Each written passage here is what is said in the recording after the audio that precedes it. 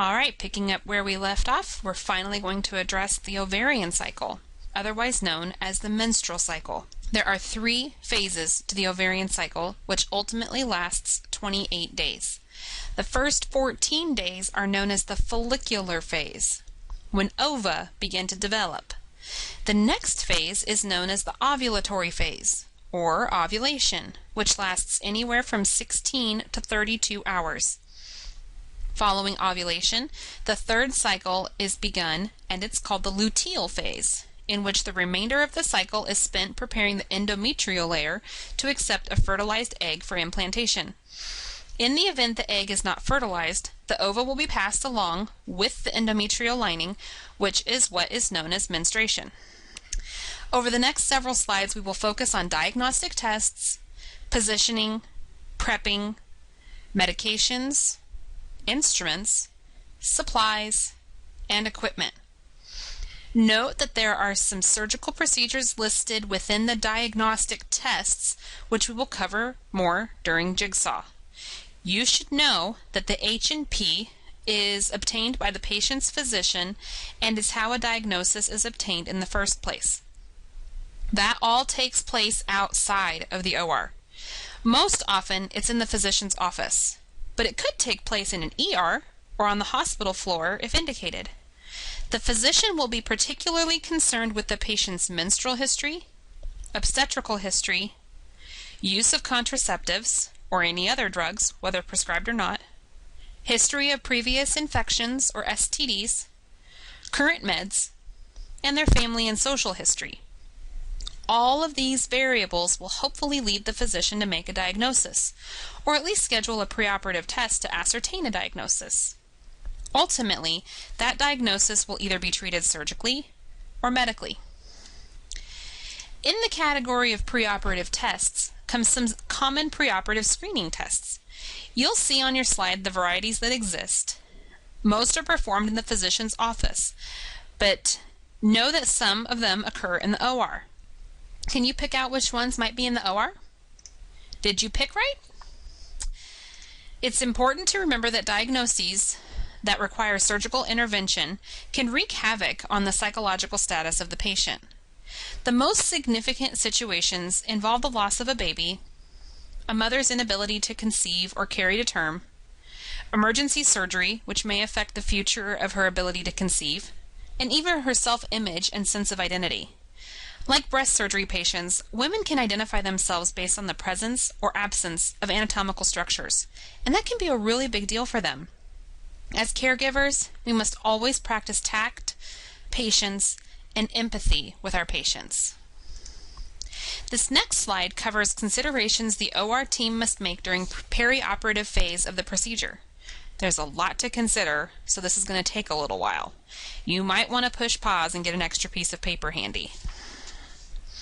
Okay, first off is positioning the surgical patient. Depending on how the anatomy is to be accessed, the patient is going to be in supine or lithotomy. That determination will be made based on the scheduled procedure, and you, as the surgical technologist, will be expected to know what to anticipate. For example, if the procedure is scheduled as vaginal hysterectomy, you know your patient will be in the lithotomy position and draped accordingly. Another important factor is to consider your knowledge of critical sterile anatomy and semi-critical clean, or aka dirty, anatomy and how it affects your supplies and instruments. Just like bowel surgery, the contents of the patient are clean to them, but some structures aren't as clean as others. The vagina and vaginal vault are the structures of importance here because they're a natural orifice.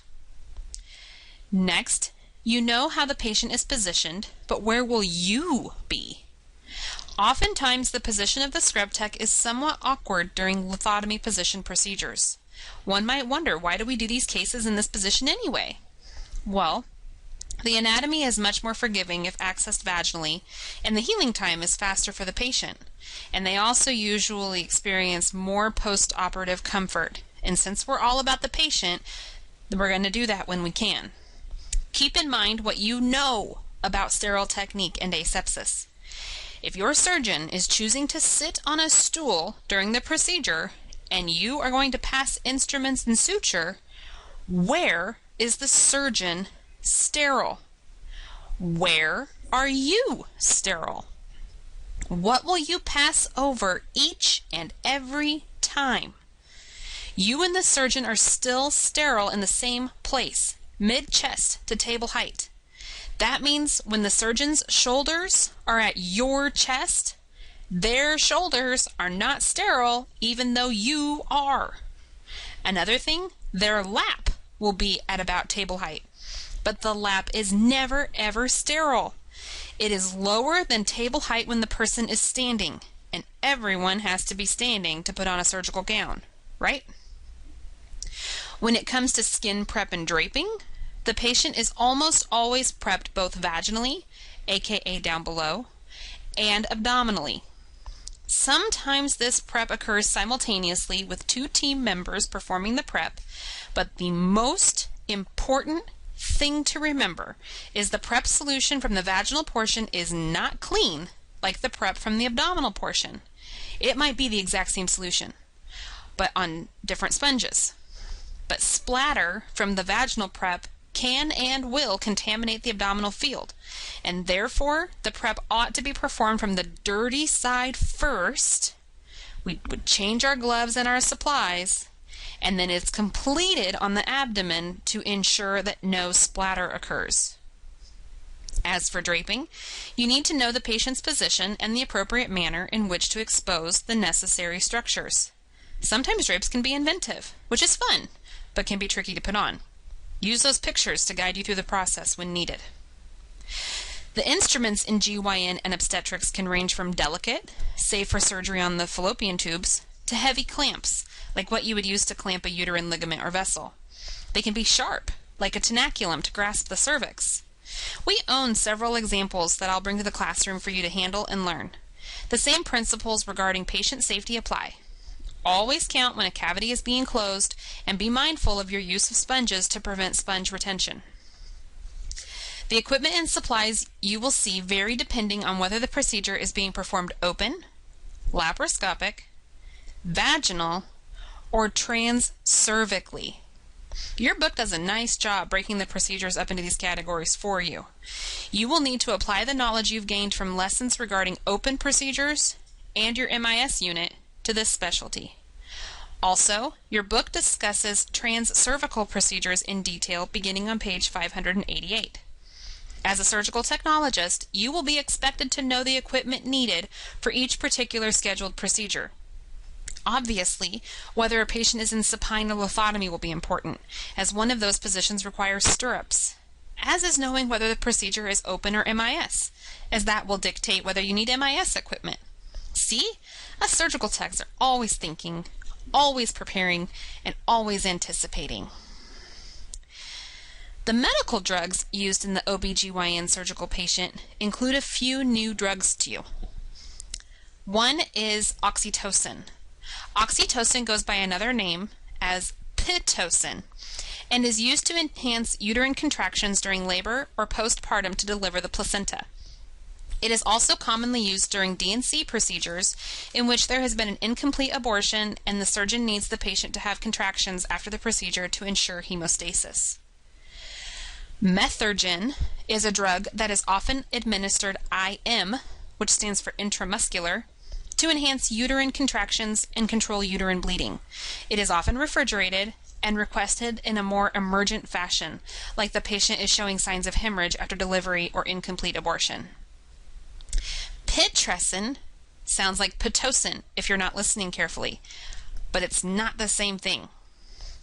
Pitocin has another name, and that is vasopressin, and it is used to constrict blood vessels very similar to the way epinephrine is used in local anesthetics.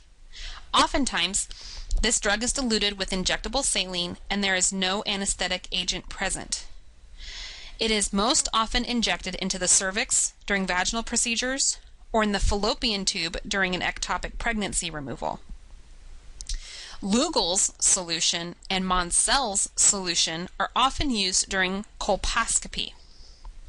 Lugel's solution is a very concentrated iodine and is used to stain the cervical tissue to see if there is abnormal tissue present. The tissue that does not stain is considered abnormal and is then biopsied. This is known as Schiller's test. After the biopsy is taken, the tissue tends to bleed, and Monsell's solution is a concoction that can be applied to the cervix to help with hemostasis. Methylene blue is another drug that can be mixed with saline to create a blue fluid. This fluid can be infused into the uterus and subsequently into the fallopian tubes in a retrograde fashion. Do you know what retrograde means? If not, you better look it up. Because you know the fallopian tubes are not connected to the ovaries, what can you expect to see in the abdomen, whether the procedure is open or MIS, upon flushing dilute methylene blue into patent fallopian tubes? Can you think about it? We're going to talk about it on Thursday, so think about it. Finally, sutures. Your book beautifully details suture usage on page 577. Note that almost every single structure has absorbable suture used on it. These tissues heal rapidly, and as such they are most often completely healed by the time the suture dissolves, approximately 6 weeks after use.